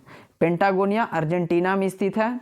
और सेचूरा मरुस्थल पूछा जाएगा तो पेरू में स्थित है। याद रखेगा, अटाकामा है चिली में, लेकिन उसके बगल में एक देश है पेरू, वहाँ सेचूरा मरुस्थल स्थित है। ये पॉलिटी का एक काफ़ी महत्वपूर्ण टॉपिक राष्ट्रपति एवं राज्यपाल को पूरी डिटेल के साथ पढ़ने जा रहे हैं। साथियों, यह वीडियो हमारे हैंड रिटन नोट्स के द्वारा आपको प्रोवाइड करवाया जा रहा है। हमारे बहुत सारे साथी एग्जाम हॉल में जाते हैं और राष्ट्रपति और राज्यपाल के प्रमुख अनुच्छेदों एवं महत्वपूर्ण बिंदुओं को गलत करके आ जाते हैं, लेकिन आने वाले सभी एग्जाम में आप इस वीडियो को देखने के बाद बिल्कुल राइट आंसर करके आइएगा। तो हम देर न करते हम जल्दी से इस वीडियो को शुरू करते हैं। साथियों, आप ध्यानपूर्वक देखिएगा। हम बारी बारी से सभी राष्ट्रपति और राज्यपाल के प्रमुख अंतरों को समझते हैं। राष्ट्रपति देश के संवैधानिक प्रमुख होते हैं। हमारे देश के संवैधानिक प्रमुख राष्ट्रपति होते हैं और वहीं राज्य के संवैधानिक प्रमुख को हम राज्यपाल के नाम से जानते हैं। अगला पॉइंट ध्यान दीजिएगा, देश का नाम मात्र का प्रमुख हम राष्ट्रपति को कहते हैं और वास्तविक प्रमुख पूछा जाएगा देश के कौन है, तो हमारे देश के प्राइम मिनिस्टर, प्रधानमंत्री। और राज्य के नाम मात्र के प्रमुख होते हैं राज्यपाल, जबकि राज्य के वास्तविक प्रमुख कौन होते हैं, तो मुख्यमंत्री होते हैं। राष्ट्रपति 5 वर्षों के लिए चुना जाता है। इसका चुनाव होता है दोस्तों, वर्तमान में भारत के राष्ट्रपति द्रौपदी मुर्मू जी हैं, जो कि 15वीं राष्ट्रपति हैं। आगे देखते हैं, राष्ट्रपति द्वारा नियुक्त होते हैं राज्यपाल और राष्ट्रपति के प्रसाद पर्यंत कार्यरत होते हैं। यहाँ एक राज्यों में राज्यपाल की नियुक्ति राष्ट्रपति के द्वारा किया जाता है और जब तक राष्ट्रपति नहीं चाहेंगे तब तक वे उस राज्य के राज्यपाल कार्यरत रह सकते हैं। अगला देखते हैं दोस्तों हम शपथ। सुप्रीम कोर्ट के मुख्य न्यायाधीश शपथ दिलाते हैं राष्ट्रपति को। राष्ट्रपति के शपथ कौन दिलाते हैं? तो सुप्रीम कोर्ट के मुख्य न्यायाधीश। वहीं हाईकोर्ट के मुख्य न्यायाधीश राज्यपाल को शपथ दिलाते हैं। याद रखिएगा, राष्ट्रपति को शपथ दिलाएंगे सुप्रीम कोर्ट के मुख्य न्यायाधीश और राज्यपाल के प्रत्येक राज्यों के मुख्य न्यायाधीश हाईकोर्ट के उनके शपथ दिलाएंगे। अगला देखते हैं, इसके अनुपस्थिति में, अगर मुख्य न्यायाधीश अनुपस्थित हैं तो इसके अनुपस्थिति में सुप्रीम कोर्ट के वरिष्ठ न्यायाधीश इनके शपथ दिलाते हैं। अगर मुख्य न्यायाधीश अनुपस्थित रहेंगे तो राष्ट्रपति का शपथ कौन दिलाएंगे? तो वरिष्ठतम न्यायाधीश। आगे देखते हैं, इसके अनुपस्थिति में, यानी कि हाई कोर्ट के मुख्य न्यायाधीश की अनुपस्थिति में हाई कोर्ट के वरिष्ठ न्यायाधीश राज्यपाल को शपथ दिलाते हैं। और राष्ट्रपति के शपथ के बारे में वर्णन अनुच्छेद 60 में किया गया है और वहीं राज्यपाल के शपथ के बारे में वर्णन अनुच्छेद 159 में किया गया है। इसे भी ध्यान रखिएगा साथियों, एग्जाम में जरूर पूछा जाता है। अगला देखते हैं, त्यागपत्र। राष्ट्रपति किसे त्यागपत्र देता है? तो इसे ध्यान रखिएगा, उपराष्ट्रपति को राष्ट्रपति त्यागपत्र देता है और वहीं राज्यपाल, प्रत्येक राज्य के राज्यपाल अपने देश के राष्ट्रपति को त्यागपत्र देते हैं। न्यूनतम उम्र राष्ट्रपति बनने का क्या है? तो 35 वर्ष है और वहीं राज्यपाल बनने का भी न्यूनतम उम्र 35 वर्ष ही है। आगे देखते हैं, कार्य क्या होता है राष्ट्रपति का? देश के सभी कार्य राष्ट्रपति के नाम से होता है। देश के जितने भी कार्य होते हैं वे राष्ट्रपति के नाम से होते हैं और विदेश में जो भारत का काम होगा वो भी देश के राष्ट्रपति के ही नाम से होता है दोस्तों। और राज्य के सभी कार्य राज्यपाल के नाम से होते हैं। इसे ध्यान रखेंगे, देश के सभी कार्य राष्ट्रपति के नाम से और राज्य के प्रत्येक राज्यों का राज्यपाल के नाम से होता है। यहाँ देखेंगे अगला, राष्ट्रपति और राज्यपाल के कुछ और शक्तियाँ। क्षमादान, तो राष्ट्रपति के क्षमादान शक्ति अनुच्छेद 72 में किया गया है। वहीं राज्यपाल को भी क्षमादान की शक्ति दिया गया है जो कि अनुच्छेद 161 में राज्यपाल का क्षमादान शक्ति है। राष्ट्रपति क्षमादान क्या हो सकता है? मृत्युदंड को माफ़ कर सकते हैं। राष्ट्रपति मृत्युदंड को माफ़ कर सकते हैं जबकि राज्यपाल मृत्युदंड को माफ़ नहीं कर सकते। ये दोनों बारीक अंतर आप याद रखिएगा, एग्जाम में पूछा जाता है। सैन्य अदालत कोर्ट यानी सैन्य अदालत यानी कि कोर्ट मार्शल द्वारा दिए गए दंड को भी राष्ट्रपति के द्वारा माफ़ किया जाता है, लेकिन कोर्ट मार्शल द्वारा दिए गए दंड राज्यपाल नहीं माफ़ कर सकते हैं। इसे भी याद रखिएगा, एग्जाम में पूछा जाएगा। वर्णन देखते हैं कि राष्ट्रपति और राज्यपाल का वर्णन कितने भाग में किया गया है। तो राष्ट्रपति का वर्णन भाग 5 में किया गया है जो कि भारत के संविधान का सबसे बड़ा भाग 5 ही है। अनुच्छेद 52 से लेकर 78 के बीच में राष्ट्रपति के बारे में वर्णित किया गया है। वहीं राज्यपाल की बात करें तो भाग 6 में राज्यपाल के बारे में वर्णन किया गया है साथियों। अनुच्छेद 153 से लेकर 167 तक राज्यपाल के बारे में वर्णन किया गया है। आगे देखते हैं अध्यादेश। राष्ट्रपति और राज्यपाल को अध्यादेश की शक्ति दिया गया है, यानी कि अनुच्छेद 123 के तहत राष्ट्रपति अध्यादेश जारी कर सकता है और अनुच्छेद 213 के तहत राज्यपाल अपने राज्य में अध्यादेश जारी कर सकते हैं। इसे भी ध्यान रखिएगा। अध्यादेश अधिकतम राष्ट्रपति कितने समय तक लगा सकता है? तो 6 माह तक। अध्यादेश की अधिकतम समय 6 माह होता है राज्यपाल में भी। प्रथम कुछ देखते हैं जो एग्जाम में पूछा जाता है। भारत के प्रथम राष्ट्रपति पुरुष कौन थे? तो राजेंद्र प्रसाद थे। और प्रथम महिला राष्ट्रपति कौन थी? तो प्रतिभा देवी सिंह पाटिल थी। राजेंद्र प्रसाद सबसे लंबा समय तक कार्यरत रहे थे जो कि 2 टेन्योर के लिए काम किए थे। 1950 से लेकर 1962 तक अब तक के सबसे लंबे समय अवधि तक राष्ट्रपति कौन बने हैं? तो राजेंद्र प्रसाद ही बने हैं। वहीं राज्यपाल की बात करें दोस्तों तो प्रथम महिला राज्यपाल कौन बनी थी? हमारे देश की सरोजिनी नायडू जो कि उत्तर प्रदेश की राज्यपाल बनी थी। याद रखेगा, सरोजिनी नायडू जी को भारत कोकिला के भी नाम से जाना जाता है। और स्वर कोकिला पूछ दिया जाएगा तो लता मंगेशकर जी को। भारत कोकिला सरोजिनी नायडू जी को और स्वर कोकिला लता मंगेशकर जी को। आगे देखते हैं पद। राष्ट्रपति का पद के बारे में वर्णन अनुच्छेद 52 में किया गया है साथियों, जो कि राष्ट्रपति का पद अमेरिका के संविधान से भारत में निहित है। अनुच्छेद 153 में राज्यपाल के बारे में वर्णन किया गया है। इसे याद रखिएगा, अनुच्छेद 153 राज्यपाल के बारे में वर्णित है जो कि यह कनाडा देश के संविधान से या हमारे भारत देश में लिया गया है। अगला देखते हैं साथियों, हमारा यह मेहनत के लिए प्लीज़ हमारे इस छोटे से चैनल को सपोर्ट करें और हमारे वीडियो को अपने सभी साथियों को शेयर करें ताकि उनका भी लाभ हो पाए। ईमानदारी पूर्वक इस पूरी वीडियो को देखिएगा तो आपके आने वाले शिफ्टों में यहाँ से ज़रूर प्रश्न बनेंगे दोस्तों। आगे देखते हैं धन विधेयक। राष्ट्रपति के धन विधेयक के बारे में चर्चा अनुच्छेद 110 में किया गया है। धन विधेयक लोकसभा में भेजा जाता है। यह निम्न सदन कहलाता है। लोकसभा को हम निम्न सदन के नाम से कहते हैं। और धन विधेयक की सिफारिश कौन करता है, तो यह राष्ट्रपति के द्वारा किया जाता है। वहीं राज्य की बात करें तो धन विधेयक की सिफारिश करते हैं राज्यपाल, जो कि अनुच्छेद 198 के तहत धन विधेयक के बारे में चर्चा किया गया है। यह राज्य में विधानसभा में किया जाता है। राज्य के विधानसभा को हम निम्न सदन के नाम से जानते हैं। अगला देखते हैं दोस्तों, अब अंतर तो देख लिए, लेकिन राष्ट्रपति से बनने वाले महत्वपूर्ण बिंदु जो एग्जाम में पूछा जाता है। यहाँ वे सभी प्रश्न हैं जो हर एग्जाम में पूछे जाएंगे। यहाँ से एक भी क्वेश्चन आपको नहीं छूटेगा साथियों। आगे देखते हैं राष्ट्रपति के महत्वपूर्ण बिंदु। तो भाग 5 में राष्ट्रपति के बारे में वर्णित है। जैसे कि हमने बताया, भाग 5 सबसे बड़ा संविधान का सबसे बड़ा भाग है, जिसमें 100 अनुच्छेद हैं कुल। यह अनुच्छेद 52 से लेकर 151 तक विस्तृत है। अनुच्छेद 52 में राष्ट्रपति पद के बारे में वर्णित किया गया है, जैसा कि हमने आगे देखा था। अनुच्छेद 53 याद रखिएगा, कार्यपालिका का प्रधान राष्ट्रपति होते हैं, जो कि नाम मात्र के होते हैं। वास्तविक प्रधान कौन होते हैं, तो यह राष्ट्रपति नहीं होते हैं, राज्य प्रधानमंत्री होते हैं साथियों। अनुच्छेद 54 में क्या वर्णित है, तो राष्ट्रपति का चुनाव निर्वाचक मंडल राष्ट्रपति का अनुच्छेद 54 में वर्णित है।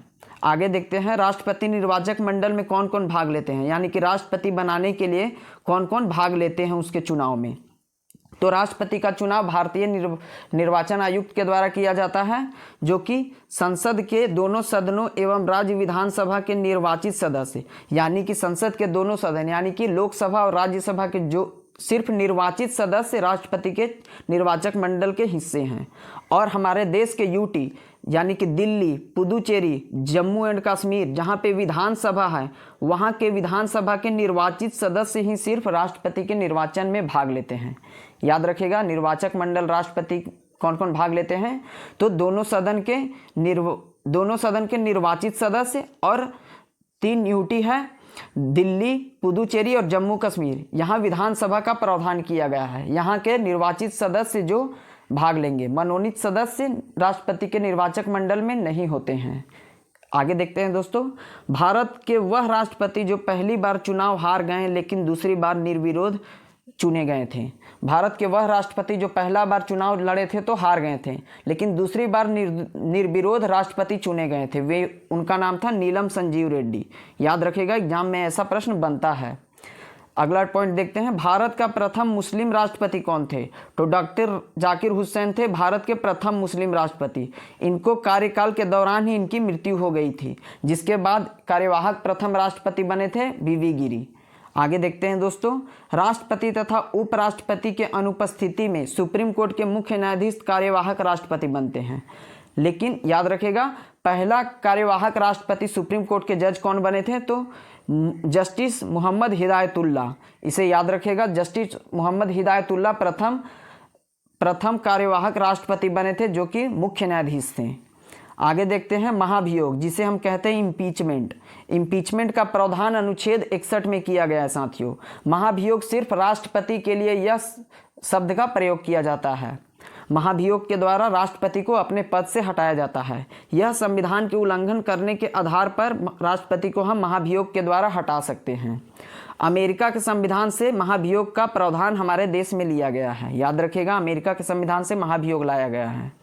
दोनों सदन के कुल सदस्य के 2/3 बहुमत से पास करने के बाद ही राष्ट्रपति को महाभियोग के द्वारा हटाया जा सकता है। अब तक ऐसे एक भी राष्ट्रपति नहीं है जिनको महाभियोग के द्वारा हटाया गया है। और जिस भी राष्ट्रपति को महाभियोग के द्वारा अगर हम हटाएंगे तो उसके 14 दिन पहले राष्ट्रपति को सूचित करना होता है। इसे याद रखिएगा। आगे देखते हैं राष्ट्रपति निर्वाचक मंडल का प्रावधान। यह आयरलैंड के संविधान से लिया गया है। जो अनुच्छेद 54 में निर्वाचन मंडल के बारे में है, तो वे आयरलैंड के संविधान से हमारे देश में लिया गया है राष्ट्रपति के निर्वाचक मंडल के बारे में। चुनाव लड़ने के लिए 50 अनुमोदक चाहिए और 50 प्रस्तावक। याद रखेगा, अगर राष्ट्रपति का चुनाव हमें लड़ना है तो 50 अनुमोदक की जरूरत पड़ेगी और 50 प्रस्तावक की जरूरत पड़ेगी। अगला देखते हैं पॉइंट, अनुच्छेद 143। अनुच्छेद 143 के द्वारा राष्ट्रपति सुप्रीम कोर्ट से सलाह ले सकता है। याद रखिएगा, अनुच्छेद 143 के तहत राष्ट्रपति सुप्रीम कोर्ट से अपना सलाह मशवरा मांग सकता है। आगे देखते हैं, पॉकेट वीटो का प्रयोग करने वाले एकमात्र राष्ट्रपति कौन थे? यह प्रश्न बनता है तो इसका राइट आंसर हो जाएगा ज्ञानी जैल सिंह जी थे, जो कि एकमात्र ऐसे राष्ट्रपति थे जिन्होंने पॉकेट वीटो का प्रयोग किया था। और ज्ञानी जैल सिंह प्रथम सिख राष्ट्रपति थे, इसे भी याद रखिएगा।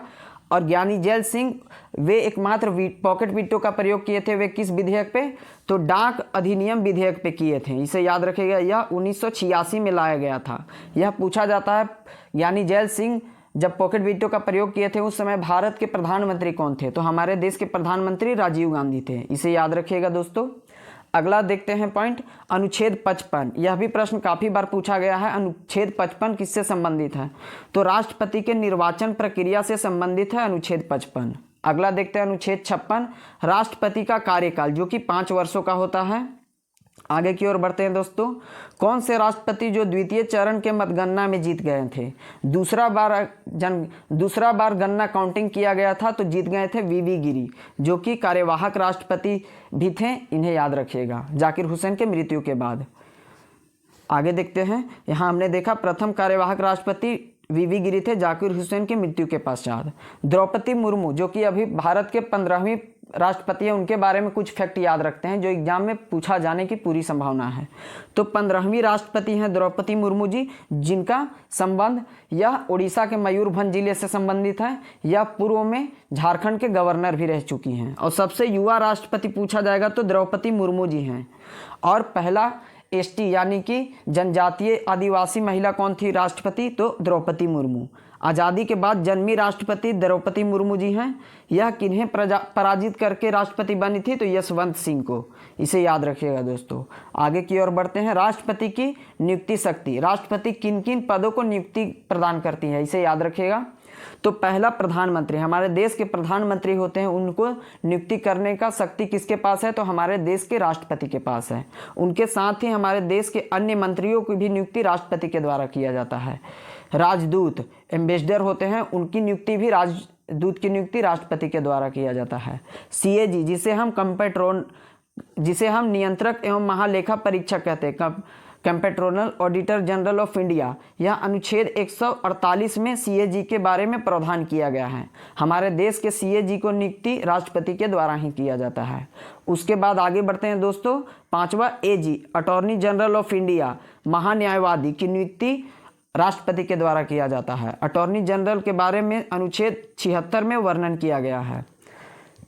वित्त आयोग के अध्यक्ष, हमारे देश के फाइनेंस कमीशन के चेयरमैन की नियुक्ति भी राष्ट्रपति के द्वारा किया जाता है। हमारे देश के वित्त आयोग के संबंध अनुच्छेद 315 से है। वित्त आयोग के बारे में अनुच्छेद 315 में वर्णन किया गया है। और वित्त आयोग के अध्यक्ष के साथ साथ अन्य सदस्यों की भी नियुक्ति राष्ट्रपति के द्वारा किया जाता है।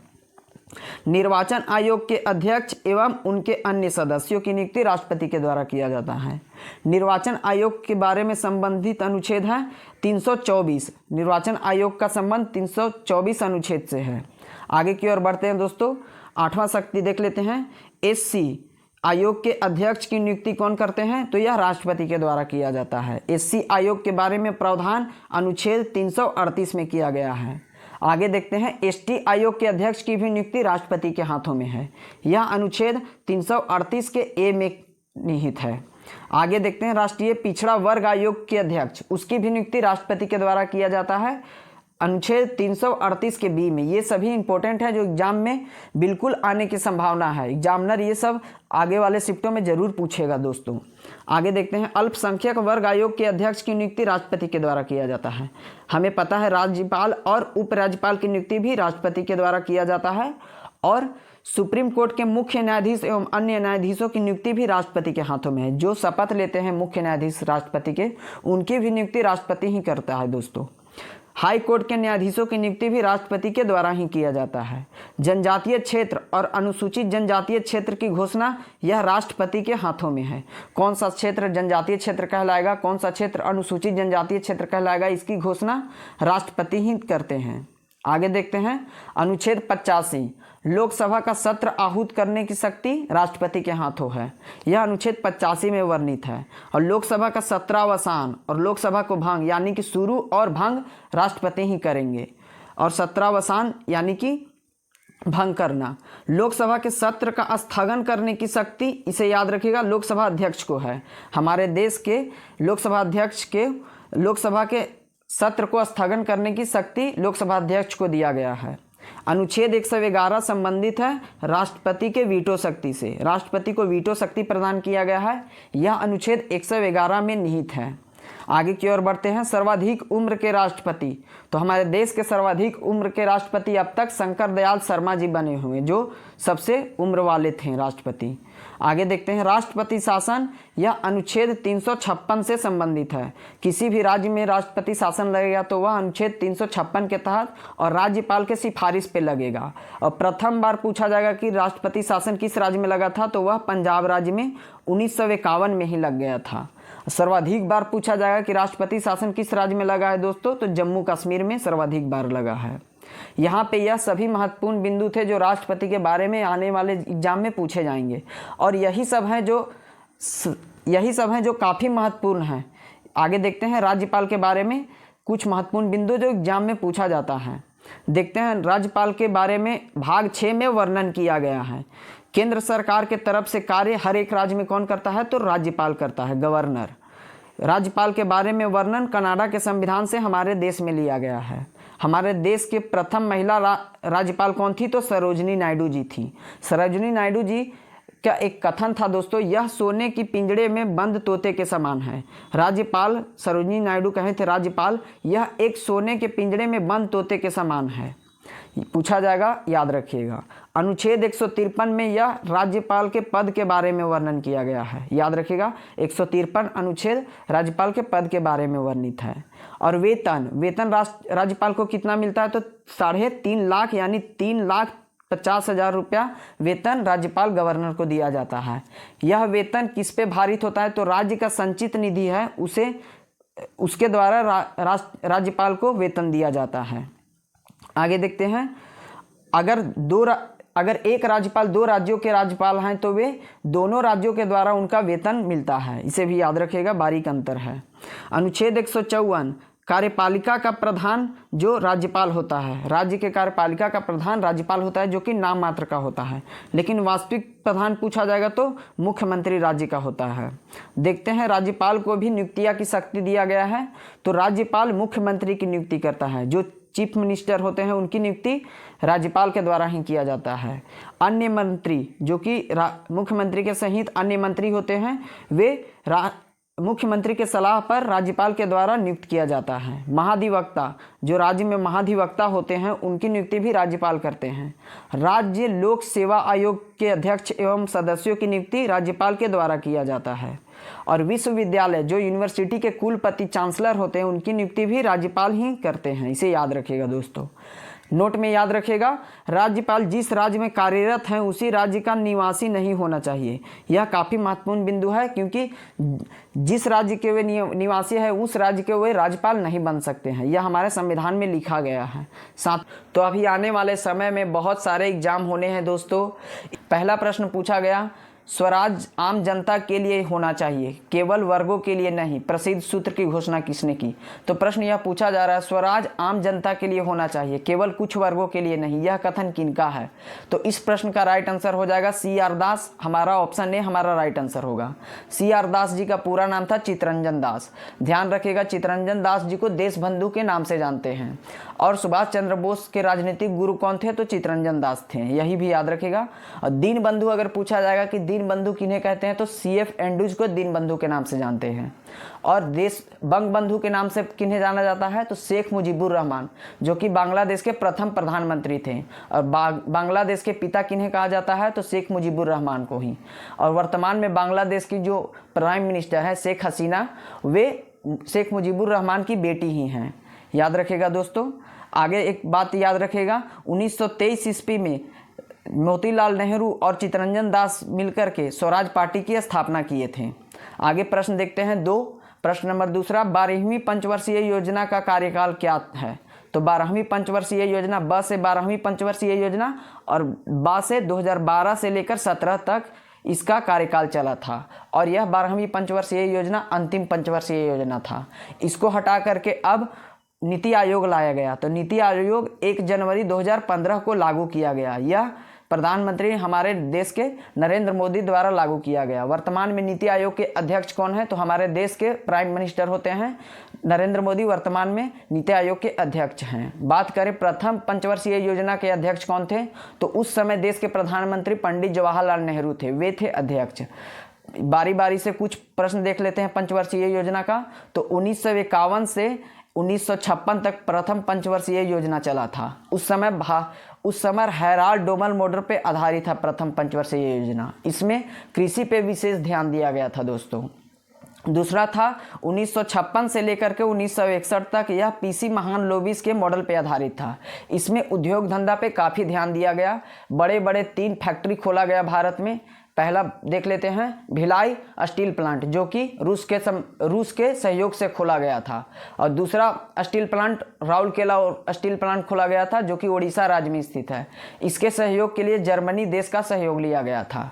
और उसके बाद दुर्गापुर वेस्ट बंगाल स्टील प्लांट को बनाने में ब्रिटेन ने सहायता किया था भारत का। अगला प्रश्न देखते हैं, प्रश्न नंबर 3। संविधान सभा के खाली स्थान 1946 अंतर्गत भारतीय संविधान का निर्माण हुआ। तो 1946 में इसका राइट आंसर हो जाएगा। संविधान सभा का निर्माण कैबिनेट मिशन प्लान के आधार पे 1946 में संविधान सभा का निर्माण किया गया था। याद रखिएगा दोस्तों, पैंथिक लॉरेंस इसके अध्यक्ष थे। 3 सदस्य आए थे कैबिनेट मिशन में। पहला थे पैंथिक लॉरेंस, जो कि अध्यक्ष थे, और दूसरा थे स्टोफर्ड क्रिप्स, जो क्रिप्स मिशन लेकर 1942 में आए थे, जिनको गांधी जी ने पोस्ट डेटेड चेक नाम दे दिया था। और तीसरे थे एवी अलेक्जेंडर। यह 1946 में कैबिनेट मिशन भारत आया था। याद रखिएगा संविधान सभा से कुछ फैक्ट। पहला संविधान सभा का बैठक हुआ था 9 दिसंबर 1946 को, जिसके अस्थायी अध्यक्ष कौन थे? तो उस समय सबसे उम्रदराज व्यक्ति थे डॉक्टर सच्चिदानंद सिन्हा, उन्हीं को अस्थायी अध्यक्ष बनाया गया था। और उसके दूसरे 2 दिन बाद दूसरा बैठक हुआ। 11 दिसंबर 1946 को दूसरा बैठक हुआ, जिसमें अस्थायी अध्यक्ष चुना गया किनको? राजेंद्र प्रसाद जी को। यहाँ तक याद रखेगा। और तीसरा बैठक हुआ था 13 दिसंबर 1946 में। इस समय जो भारत का प्रस्तावना है उसे उद्देशिका कहा जाता था। उस समय पंडित जवाहरलाल नेहरू ने उद्देशिका को यहाँ पे लाए थे। और इसको स्वीकृति कब मिला था? तो 22 जनवरी 1947 को प्रस्तावना को स्वीकृति मिल गया था। ये सभी फैक्ट याद रखिएगा, एग्जाम में बहुत बार पूछा जाता है ये सब। प्रश्न नंबर 4 देखेंगे दोस्तों।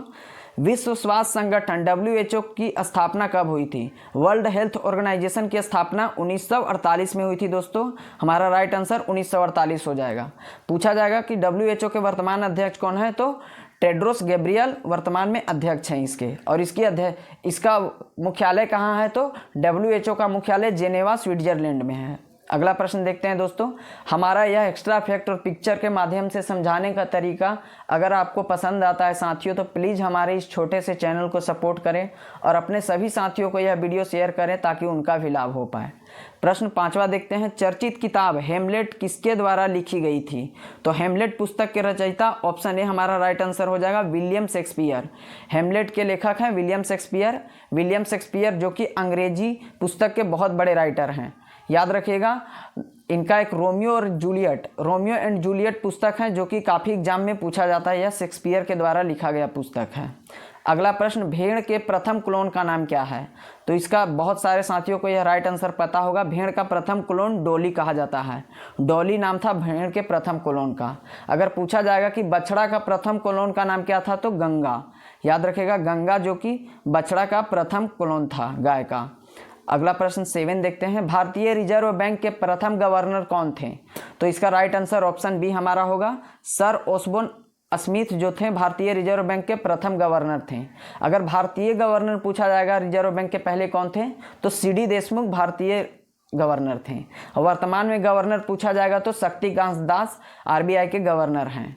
कुछ फैक्ट याद रखिएगा आरबीआई से। आरबीआई का एक्ट था 1934 का और यह 1935 में इसकी स्थापना किया गया था। अगला प्रश्न देखते हैं, प्रश्न नंबर 8, सेशेल्स द्वीप कहाँ स्थित है? तो सेशेल्स द्वीप प्रशांत महासागर में स्थित है। हमारा राइट आंसर प्रशांत महासागर हो जाएगा। अगला प्रश्न देखते हैं दोस्तों, प्रश्न नंबर 9, स्वामी विवेकानंद एयरपोर्ट किस शहर में स्थित है? तो स्वामी विवेकानंद एयरपोर्ट यह रायपुर में स्थित है। रायपुर छत्तीसगढ़ राज्य की राजधानी है। साथियों याद रखिएगा विवेकानंद ने शिकागो धर्म सम्मेलन किया था। कब? तो याद रखिएगा 1893 में शिकागो विश्व धर्म सम्मेलन किए थे। आगे प्रश्न देखते हैं, अल्बर्ट आइंस्टीन को किस वर्ष भौतिकी को नोबेल पुरस्कार प्रदान किया गया? अल्बर्ट आइंस्टीन जी को भौतिकी के क्षेत्र में नोबेल प्राइज मिला था। तो कब? तो 1921 में। यह पूछा जाता है, बिहार दरोगा में यह प्रश्न पूछा गया था 1921 में अल्बर्ट आइंस्टीन जी को किसके लिए दिया गया था? तो प्रकाश वैद्युत प्रभाव के लिए नोबेल प्राइज इनको दिया गया था। बात करें नोबेल प्राइज की शुरुआत कब से हुई है? तो 1901 से नोबेल प्राइज की शुरुआत हुई है। सापेक्षिकता का सिद्धांत भी अल्बर्ट आइंस्टीन ने ही दिए थे। अगला प्रश्न की ओर आगे बढ़ते हैं, प्रश्न नंबर 11, सांझी कला भारत के निम्नलिखित में से किस राज्य से संबंधित है? तो सांझी कला यह उत्तर प्रदेश राज्य से संबंधित है। याद रखिएगा सांझी कला यह उत्तर प्रदेश की एक कला है। और नौटंकी जो कि उत्तर प्रदेश का यह डांस है। नौटंकी उत्तर प्रदेश का डांस है। और पीलीभीत और दुधवा पार्क जो नेशनल पार्क है यह उत्तर प्रदेश में स्थित है। कजरी लोक नृत्य है, यह उत्तर प्रदेश से संबंधित है। यह सभी फैक्ट याद रखेगा। और तमाशा पूछा जाएगा कि यह कहाँ का लोक नृत्य है? तो यह महाराष्ट्र का लोक नृत्य है। अगला प्रश्न देखते हैं, प्रश्न नंबर 12वां, भारतीय संविधान के अनुसार राष्ट्रपति अपना त्याग पत्र किसे सौंपता है? तो हमारे प्रेसिडेंट होते हैं वे वाइस प्रेसिडेंट यानी उपराष्ट्रपति को अपना त्याग पत्र देते हैं। याद रखिएगा हमारा ऑप्शन बी हमारा राइट आंसर हो जाएगा। और कुछ फैक्ट याद रखिएगा कि जो राज्यपाल होते हैं प्रत्येक राज्य के, वे अपना त्याग पत्र किसे देते हैं? तो वे राष्ट्रपति को त्याग पत्र देते हैं। और प्रत्येक राज्य में सीएम होते हैं मुख्यमंत्री, वे अपना त्याग पत्र किसे देते हैं? तो राज्य के राज्यपाल को अपना देते हैं वे त्याग पत्र। और जो होते हैं लोकसभा के अध्यक्ष किसको देता है? तो लोकसभा के अध्यक्ष उपाध्यक्ष को देता है अपना त्याग पत्र।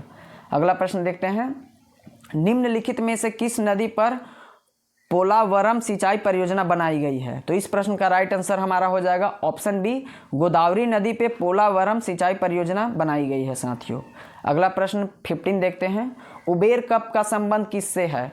तो उबेर कप यह विश्व बैडमिंटन जो कि महिलाओं को दिया जाता है। उबेर कप का संबंध है बैडमिंटन से जो कि महिलाओं को प्रतियोगिता में दिया जाता है। थॉमस की बात करें तो यह भी बैडमिंटन में दिया जाता है, लेकिन यह पुरुषों को दिया जाता है। यह दोनों बारीक अंतर है, इसे ध्यान रखिएगा साथियों। अगला प्रश्न देखते हैं, उत्तर कोरिया तथा दक्षिण कोरिया के बीच सीमा रेखा को क्या कहते हैं? तो उत्तर कोरिया और दक्षिण कोरिया के बीच सीमा रेखा का निर्धारण 38वीं समानांतर रेखा के द्वारा किया जाता है। 38 पैरेलल उत्तरी कोरिया और दक्षिणी कोरिया को बॉर्डर बनाती है।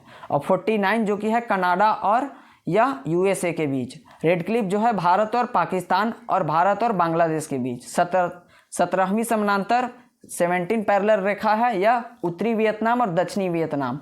याद रखिएगा यह सभी बारीक अंतर को। और 10th पैरेलल जो कि 10वीं समानांतर रेखा है यह उत्तरी अंडमान और दक्षिणी अंडमान के बीच है। और 8वीं जो है पैरेलल जो है कि मालदीव और मिनिकोय के बीच है दोस्तों। मालदीव और मिनिकोय के बीच 8वीं है और मिनिकोय और लक्षद्वीप के बीच 9वीं है। और याद रखिएगा उत्तरी अंडमान और दक्षिणी अंडमान के बीच 10वीं है। ये सभी को याद रखिएगा, एग्जाम में पूछा जाता है। अगला प्रश्न की ओर आगे बढ़ते हैं, मीनाम्बकम अंतर्राष्ट्रीय हवाई अड्डा कहाँ स्थित है? तो मीनाम्बकम अंतर्राष्ट्रीय हवाई अड्डा चेन्नई में स्थित है जो कि तमिलनाडु की राजधानी है चेन्नई। और एन्नोर बंदरगाह यह भी तमिलनाडु राज्य में स्थित है। और पूछा जाएगा कोची शिपयार्ड लिमिटेड कहाँ है? तो यह केरल में स्थित है। अगला प्रश्न की ओर आगे बढ़ते हैं, भूमध्य सागर का सबसे गहरा भाग कहाँ पाया जाता है? तो सभी को तो पता है मेरियाना गर्त प्रशांत महासागर का, लेकिन भूमध्य सागर का आप याद रखिएगा। भूमध्य सागर का सबसे गहरा स्थान को एड्रियाटिक सागर कहते हैं। एड्रियाटिक सागर ऑप्शन बी हमारा राइट आंसर हो जाएगा। और उसका एक स्ट्राम्बोली ज्वालामुखी है जो कि प्रशांत भूमध्य सागर का प्रकाश स्तंभ कहलाता है, इसे भी ध्यान रखिएगा। भूमध्य सागर और लाल सागर को जोड़ने वाली स्वेज नहर है। इसका निर्माण 1869 में जब गांधी जी का जन्म जिस वर्ष हुआ था उसी समय किया गया था। इस पे किसका आधिपत्य है? तो मिस्र इजिप्ट का आधिपत्य है। अगला प्रश्न की ओर आगे बढ़ते हैं। भारत में रबर का सबसे बड़ा उत्पादक राज्य कौन है? तो भारत में सबसे बड़ा रबर का उत्पादक राज्य केरल है और केरल में सबसे ज़्यादा काजू भी होता है, इसे भी ध्यान रखिएगा। अगर पूछा जाएगा प्रश्न कि रबर का सबसे बड़ा उत्पादक विश्व में कौन सा देश है, तो थाईलैंड उसका राइट आंसर हो जाएगा। अगला प्रश्न देखते हैं। बेलूर मठ किस महान पुरुष से संबंधित है? तो बेलूर मठ याद रखिएगा, यह रामकृष्ण परमहंस से संबंधित है। 1887 में इसकी स्थापना डॉक्टर विवेकानंद के द्वारा किया गया था। रामकृष्ण परमहंस बेलूर मठ से संबंधित है। अगला प्रश्न, और रॉक मेमोरियल जो है कन्याकुमारी में, या विवेकानंद रॉक मेमोरियल कहाँ स्थित है? तो कन्याकुमारी में स्थित है। अगला प्रश्न देखते हैं। चौथी बौद्ध महासभा संगति किसके संरक्षण में संपन्न हुई? तो चौथी बौद्ध संगति हुई थी यह कनिष्क के संरक्षण में। कहाँ? तो कश्मीर के कुंडलवन में। सभी को बारी बारी से याद रखिएगा। प्रथम बौद्ध संगति हुई थी राजगृह में, उस समय अजातशत्रु शासक थे और उस समय अध्यक्ष कौन थे? तो महाकश्यप थे। दूसरा याद रखिएगा वैशाली में हुआ था, उस समय कालाशोक राजा थे और अध्यक्ष कौन थे? तो सबाकामी थे। तीसरा बौद्ध संगति हुआ था सम्राट अशोक के समय में, वो यह हुआ था पाटलिपुत्रा में, उस समय मोगलीपुतिस अध्यक्ष थे। और चौथा कनिष्क करवाए थे जो कि कश्मीर में है। अगला देखते हैं प्रश्न दोस्तों। 23वां अजय वारियर योद्धा के नाम से भारत किस देश के साथ 2020 में सैनिक युद्ध अभ्यास किया? तो अजय वारियर याद रखिएगा, यह भारत और ब्रिटेन के बीच सैन्य युद्ध अभ्यास है। और युद्ध अभ्यास पूछा जाएगा तो यह भारत और अमेरिका के बीच है। और वज्र प्रहार भी पूछा जाएगा तो भारत और अमेरिका के बीच है। सूर्य किरण पूछा जाएगा तो भारत और नेपाल के बीच है। बोंगो सागर भारत और बांग्लादेश के बीच है। इन सभी को याद रखेगा। और दस्तलिक पूछा जाएगा, दस्तलिक है भारत और उज्बेकिस्तान। अगला देखते हैं दोस्तों प्रश्न नंबर 24। इनमें से किस वर्ष 1915 में दक्षिण अफ्रीका में एम्बुलेंस सेवा में योगदान के लिए पेंसुरस्ट लॉर्ड हार्डिंग द्वारा कैसर हिंद से सम्मानित किया गया था? तो 1915 में दक्षिण अफ्रीका में कैसर हिंद से सम्मानित किया गया था महात्मा गांधी जी को। ऑप्शन ए हमारा राइट आंसर हो जाएगा। महात्मा गांधी जी दक्षिण अफ्रीका में रंग भेद नीति के खिलाफ आंदोलन किए थे। और दक्षिण अफ्रीका का गांधी किन्हें कहा जाता है? तो नेल्सन मंडेला को याद रखिएगा। नेल्सन मंडेला को दक्षिण अफ्रीका का गांधी कहते हैं। प्रश्न नंबर 25। लोकसभा में प्रश्नों की स्वीकार्यता का फैसला कौन करते हैं? तो कौन सा प्रश्न पूछा जाएगा लोकसभा में, इसको कौन सहमति देते हैं? तो अध्यक्ष देते हैं। लोकसभा के जो अध्यक्ष होते हैं स्पीकर, वे देते हैं। वर्तमान में लोकसभा अध्यक्ष कौन है? ओम बिरला साहब हैं, जो कि कोटा बूंदी से या लोकसभा सांसद हैं। अगला देखते हैं कुछ फैक्ट लोकसभा से याद रखिएगा। लोकसभा अपना त्याग पत्र देते हैं उपाध्यक्ष को, और जो सांसद के सदस्य होते हैं उन्हीं में से लोकसभा के अध्यक्ष को चुना जाता है दोस्तों। और राज्यसभा के सभापति किन्हें कहते हैं? तो उपराष्ट्रपति को राज्यसभा का सभापति के नाम से जानते हैं। अगला प्रश्न देखते हैं 26। उस समुद्र का नाम बताइए जो एशिया और अफ्रीका को अलग करता है। तो एशिया महाद्वीप और अफ्रीका महाद्वीप को अलग करने वाला सागर है लाल सागर, रेड सी याद रखिएगा। ये दोनों एशिया अफ्रीका को अलग करते हैं। और लाल सागर और भूमध्य सागर को स्वेज नहर जोड़ता है, इसे भी ध्यान रखिएगा। अगला प्रश्न देखते हैं। बेसिल क्लाइमेट गुरिन वैक्सीन, जिसे BCG वैक्सीन कहा जाता है, वह इनमें से किस बीमारियों को रोकने के लिए टीका का काम करता है? तो BCG2 का यक्षमा को हम TB के नाम से जानते हैं, तो BCG टीका TB के लिए लगाया जाता है, इसे ध्यान रखिएगा। और TB रोग फेफड़ा को प्रभावित करता है। अगला प्रश्न देखते हैं 28। किस देश को वज्रभूमि थंडरबोल्ट के नाम से जाना जाता है? तो थंडरबोल्ट किसे कहा जाता है? भूटान को। भूटान को थंडरबोल्ट कहते हैं। यहाँ पे निगेटिव कार्बन पाया जाता है, यहाँ मतलब प्रदूषण बहुत नाम मात्रा की है। अगला प्रश्न 29। संयुक्त राष्ट्र के संस्थापक सदस्य के रूप में कितने देश ने भाग लिया? तो संस्थापक सदस्य थे 51। याद रखिएगा 50 सदस्य थे। 51वां सदस्य पूछा जाता है क्वेश्चन में कौन था, तो वह पोलैंड था, और पोलैंड जो कि इस पर सिग्नेचर नहीं किया था 51वां सदस्य।